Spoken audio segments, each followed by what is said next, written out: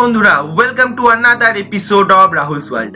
আজ আমি এই ভিডিওতে আপনাদের সাথে শেয়ার করতে চলেছি অ্যাকোয়ারিয়ামের মধ্যে জল চেঞ্জ করার পিছনের কারণ কি, কেন জল চেঞ্জ করতে হয়, জল চেঞ্জ করার মানে অ্যাকচুয়াল আদর্শ নিয়ম কি, কোন কারণটার জন্য জলটাকে চেঞ্জ করতে হয়, কিভাবে করতে হয় এবং এর পিছনে থাকা সায়েন্স কি, আজকে বলবো এই ভিডিওতে।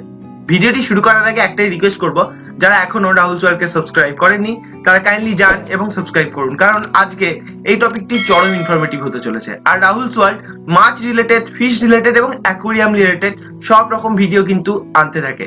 তো যারা অ্যাকোয়ারিস্ট এবং অ্যাকোয়ারিয়াম হবিতে আছেন তারা রাহুলস ওয়ার্ল্ডকে যান এবং সাবস্ক্রাইব করে নিন। তো চলুন শুরু করা যাক। তো প্রথমেই বলবো কেন আমরা অ্যাকোয়ারিয়ামের জল পাল্টাবো, এর পাল্টানোর জন্য আদর্শ নিয়ম কি, কি কারণের জন্য আমাদের অ্যাকোয়ারিয়ামের জলকে চেঞ্জ করতে হয় এবং চেঞ্জ করার কারণ এবং কেন করব, এই সকল জিনিসগুলো নিয়ে মোটামুটি আমি আজকে এই ভিডিওতে কথা বলবো। তো প্রথমেই বলি, আমি আমার ম্যাক্সিমাম ভিডিওতে বলে রাখি প্রত্যেক সপ্তাহে ট্যাঙ্কের মধ্যে 20 থেকে 30% জল চেঞ্জ করে নতুন ফ্রেশ জল অ্যাড করতে। হোয়াট ইজ দ্য রিজন, এর কারণটা কি? এর কারণ হচ্ছে আপনার মাছ যখনই ট্যাঙ্কের মধ্যে থাকে, দীর্ঘদিন একটা জিনিস আপনারা খেয়াল করবেন যে ট্যাঙ্কের মধ্যে মাছের গ্রোথ অনেক ছোট হয়, অনেক কম হয়, সেই তুলনায় কিন্তু একটা পুকুরের মধ্যে একটা মাছের গ্রোথ কিন্তু অনেক বেশি হয়। এটার কারণ কি? এর কারণ বিশ্লেষণ করতে গেলে আপনাকে জানতে হবে, মাছ যখন ট্যাঙ্কের মধ্যে থাকে এরা নিজের বডি থেকে, এরা নট অনলি ট্যাঙ্ক, এরা যখন এমনি পুকুর বা নদীতে থাকে সেক্ষেত্রেও সেম জিনিস, এরা এদের বডি থেকে এক ধরনের এনজাইম রিলিজ করে, যে এনজাইমটা বা যে কেমিক্যালটা এদের গ্রোথকে রেগুলেট করে, এদের গ্রোথ বা এদের বড় হওয়ার ব্যাপারটাকে রেগুলেট করে। তো এই কেমিক্যালটার কনসেন্ট্রেশন জলের মধ্যে যত বেশি থাকবে মাছের গ্রোথ কিন্তু তত কম হবে, এই জিনিসটা বুঝে যান।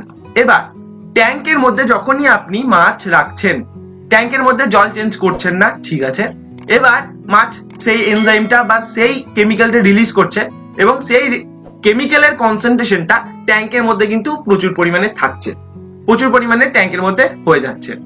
তার ফলে কি হচ্ছে, আপনার মাছের গ্রোথ আস্তে আস্তে আস্তে আস্তে কম হতে লাগছে।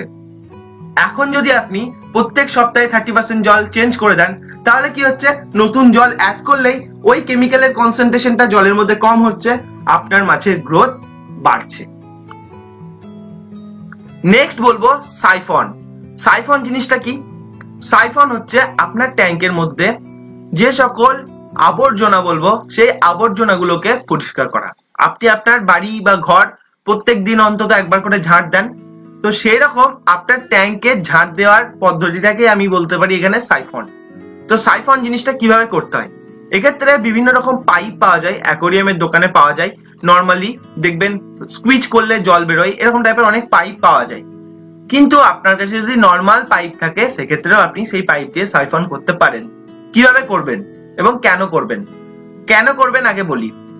আপনি আপনার মাছকে খাবার দিচ্ছেন, মাছ পায়খানা করছে, কিছু খাবার ওয়েস্ট হচ্ছে, সেগুলো জমা হচ্ছে কোথায়? সাবস্ট্রেট তলায়, একদম তলায় জমা হচ্ছে। আপনার ফিল্টার যত ভালো ফিল্টারই দিন, এক্ষেত্রে কিন্তু অনেক সময় সাবস্ট্রেটের মধ্যে যদি জিনিস জমা হয়ে যায় তাহলে কিন্তু আপনার যত ভালো ফিল্টারই হোক, সেই ফিল্টার কিন্তু সেই জিনিসগুলোকে টেনে বার করার চান্স অনেকটাই কম হয়ে যায় বা টেনে বার করতে পারে না। সেক্ষেত্রে আপনি তখন কি করবেন?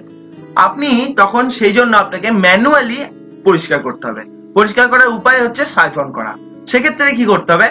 এক্ষেত্রে দুটো জিনিস আপনি করতে পারেন সাইফন ছাড়াও।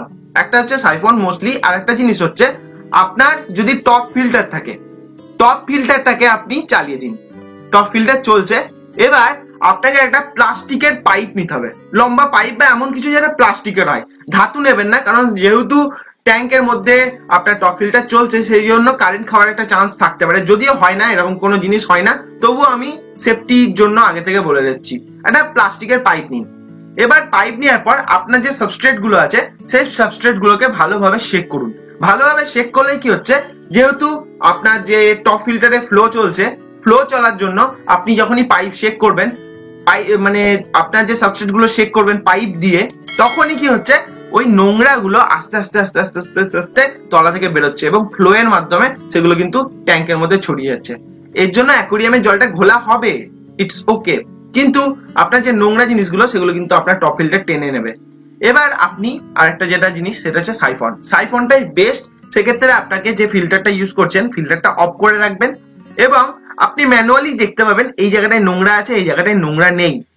ট্যাঙ্ক যদি আপনি ঢালু ভাবে তৈরি করে রাখেন, অর্থাৎ আপনার একটা দিক ঢাল করে রাখেন, তাহলে দেখা যায় ম্যাক্সিমাম অ্যামাউন্টের যে ওয়েস্ট তৈরি হয় সেগুলো যে দিকটা ঢাল সেখানে এসে জমা হচ্ছে।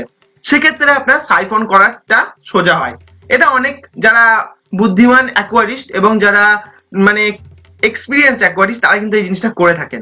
তারা কি করে, একটু ঢালু করে করে, পিছন দিকটা একটু উঁচু থাকে এবং মানে গ্র্যাজুয়ালি আস্তে আস্তে আস্তে আস্তে নিচের দিকটাকে নামতে থাকে। তো এটার জন্য সুবিধাটা কি হয়? এটার জন্য সুবিধাটা এটাই হয় যে আপনার যে ট্যাঙ্ক আছে সেই ট্যাঙ্কটা কিন্তু খুবই মানে ইজিলি পরিষ্কার করা যায়। যখনই আপনার মাছগুলো ওয়েস্ট করছে আপনি একটু করে ফিল্টার চালিয়ে দেবেন বা এখান থেকে আপনি এয়ার ফ্লো দেবেন, তাহলে কি হয়, আপনার যে নোংরা জিনিসগুলো আস্তে আস্তে আস্তে আস্তে আস্তে নিচে নিচে গ্র্যাভিটি বা মাধ্যাকর্ষণ শক্তির জন্য আস্তে আস্তে আস্তে আস্তে নিচের দিকে চলে আসবে। এবার সেখান থেকে আপনি সাইফন করে তুলে দেবেন, সব থেকে বেস্ট হচ্ছে। তো আশা করছি এই কনসেপ্টটা বুঝে গেছেন। নেক্সট চলে আসছি 100% ট্যাঙ্ক ওয়াটার চেঞ্জ এই জিনিসটার ক্ষেত্রে। তো 100% ট্যাঙ্কের জল অনেকেই চেঞ্জ করে। এটা কিন্তু মাছেদের জন্য একটা মারাত্মক শাস্তি। কেন? তার কারণ হচ্ছে আপনি যখনই 100% ট্যাঙ্কের মধ্যে জল চেঞ্জ করে দিচ্ছেন, ট্যাঙ্কের মধ্যে যে বায়োলজিক্যাল এনভায়রনমেন্টটা তৈরি হয়েছিল, যে বায়োলজিক্যাল সাইকেল নাইট্রোজেন সাইকেলটা তৈরি হয়েছিল, সেটা কিন্তু কমপ্লিটলি ডিস্ট্রয় হয়ে গেল, কমপ্লিটলি শেষ হয়ে গেল। সেক্ষেত্রে আপনাকে আবার নতুন করে পুরো জিনিসটাকে কিন্তু শুরু করতে হচ্ছে। সেই জন্য ট্যাঙ্কের মধ্যে কখনোই 100% জল চেঞ্জ করবেন না। কেন?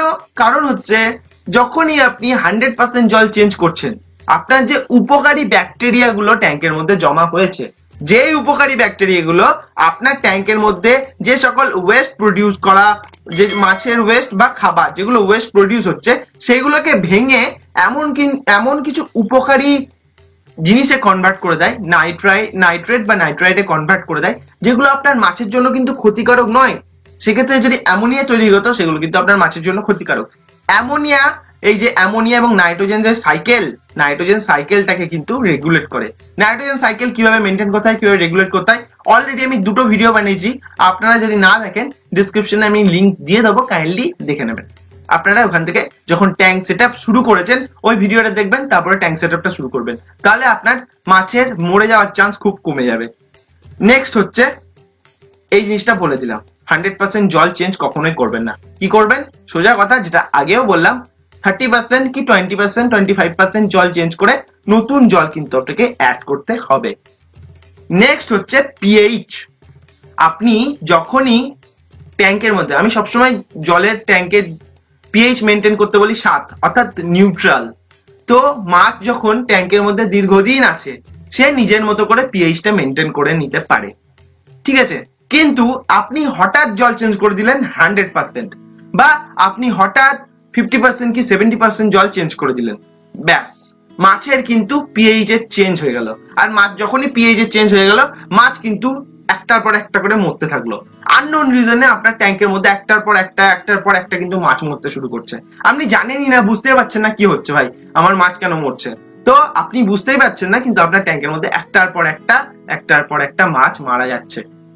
তো সেক্ষেত্রে সেই জিনিসটা অ্যাভয়েড করার জন্য সব থেকে ভালো হচ্ছে ট্যাঙ্কের জল কখনোই হিউজ অ্যামাউন্টে চেঞ্জ করবেন না। 50% 70% কখনো নয়। যেটা বললাম 20%, খুব বেশি হলে 30% জল আপনি ট্যাঙ্কের মধ্যে চেঞ্জ করবেন। এবং পিএইচটা যখনই নতুন জল অ্যাড করছেন, সেক্ষেত্রে আপনাকে সোডিয়াম বাইকার্বনেট এবং কিছুটা হলেও সন্ধব লবণ আপনার ট্যাঙ্কের অনুপাতে অ্যাড করতে হবে। আপনি যখন নতুন ট্যাঙ্ক সেট আপ করেছিলেন, সেখানে আপনার কি অ্যামাউন্টের সোডিয়াম বাইকার্বনেট এবং খাওয়ার সোডাকে সোডিয়াম বাইকার্বনেট বলে, তো খাওয়ার সোডা আর সন্ধব লবণ অ্যাড করতে হয়, সেই জিনিসটা আপনারা জানেন। আপনার ট্যাঙ্কে কতটা লাগে আপনি জানেন। সেক্ষেত্রে আপনি কতটা জল অ্যাড করেছেন আন্দাজ মতো করে সেই অ্যামাউন্ট করে আপনাকে দিয়ে দিতে হবে। তাহলে কি হচ্ছে, পিএইচটা রেগুলেট থাকছে, পিএইচটা কন্ট্রোল থাকছে, পিএইচটা মেনটেইন থাকছে, ব্যাস আপনার যে সমস্যাটা আসছে সেই সমস্যাটা চেঞ্জ হয়ে যাচ্ছে বা সেই সমস্যাটা সমাধান হয়ে যাচ্ছে। এই সকল জিনিসগুলো এগুলো কিন্তু খুবই ভাইটাল জিনিস, এগুলো আপনাকে মাথায় রাখতে হবে আপনার অ্যাকোয়ারিয়ামে যখন আপনি জল চেঞ্জ করছেন। এটা খুবই ভাইটাল জিনিস, কারণ হচ্ছে আপনার ট্যাঙ্কের মধ্যে সব থেকে ইম্পর্টেন্ট জিনিস হচ্ছে জল। আপনার মাছের জন্য সব থেকে ইম্পর্টেন্ট হচ্ছে জল। আপনার মাছের জলের কোয়ালিটি কতটা ভালো দিচ্ছেন সেটা কিন্তু সব সময় দরকার। কিভাবে জল চেঞ্জ করবেন, কি কারণে জল চেঞ্জ করবেন, কি করে জল চেঞ্জ করবেন, সবগুলো কিন্তু আমি এই ভিডিওতে কভার করে দিলাম।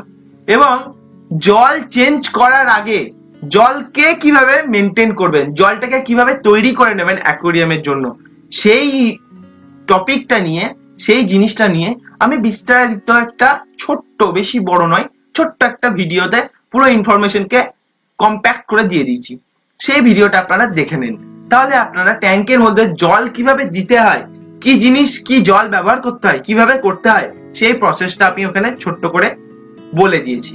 জাস্ট সেটাকে ফলো করবেন এবং সেটা ফলো করার পর ওই জলটা এনে আপনি ট্যাঙ্কের মধ্যে ঢালবেন, তাহলে আপনার সুবিধাটা ভালো হবে। আপনার ট্যাঙ্কের জন্য এটা খুবই ভালো হবে, মাছের জন্য খুবই ভালো হবে।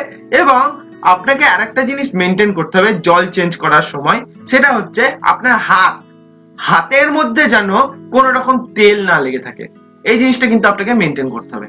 সেরকম হলে আপনি ভালোভাবে হাতকে জল দিয়ে ধোবেন, খুব ভালোভাবে ওয়াশ করবেন, বেশি সাবান টাবান দিবেন না, ভালোভাবে ওয়াশ করবেন। এবং হাত থেকে সাবান দেওয়ার পর তাহলে ভালো করে জল দিয়ে ওয়াশ করবেন, খুব ভালো করে ওয়াশ করবেন।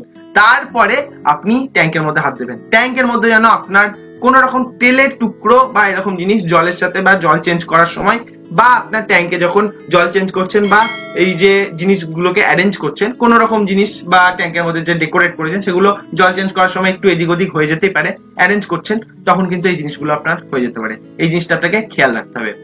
এই ছিল আজকের ভিডিওটি আশা করছি আপনাদের খুবই হেল্পফুল হবে। এবং ভিডিওটি হেল্পফুল হলে ভিডিওটি আপনার বন্ধুদের সাথে শেয়ার করবেন।